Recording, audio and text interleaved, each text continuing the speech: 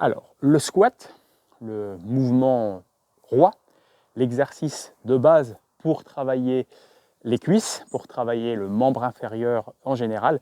Un travail très très complet, donc muscles concernés, quadriceps en premier lieu, les fessiers, les ischio-jambiers en second lieu, et travail complet au niveau des paravertébraux, au niveau des abdominaux, au niveau des mollets, au niveau des fixateurs d'omoplate. C'est parti pour l'exercice. On vient se placer ici sous la barre. On vient placer la barre au niveau des deltoïdes postérieurs ou deltoïdes postérieurs plus trapèze. On vient bien se fixer, genoux légèrement fléchis, le regard en face, avant de décoller la barre, de venir reculer. Le placement de base est d'avoir les pieds écartés de la largeur du bassin. Le regard sera placé vers l'avant en fixant un point très légèrement au-dessus de l'horizontale. Inspiration pour venir fléchir les genoux, amener les fessiers en arrière et on remonte sur l'extension.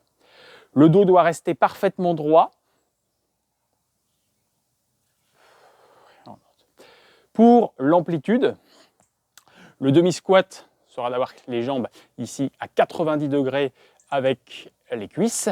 Le squat horizontal, les cuisses parallèles au sol. Le squat complet, quand on vient, la hanche, l'articulation de la hanche vient sous la verticale du genou.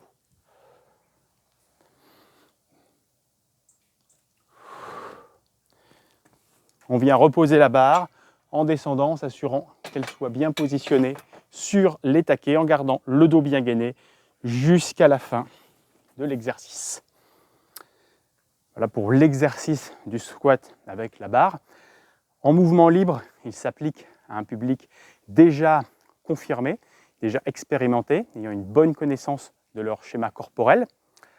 Pour réaliser l'exercice, on pourra utiliser également des chaussures de squat ou venir placer des supports de 1 à 2 cm de hauteur sous les talons, notamment quand on a une chaîne postérieure un petit peu limitée au niveau de la souplesse. Voilà. D'autres variantes du squat existent également, de le faire par exemple simplement au poids de corps, de le faire avec Swiss Ball, de le faire avec haltère, de le faire devant. Ce sera l'objet d'une autre vidéo.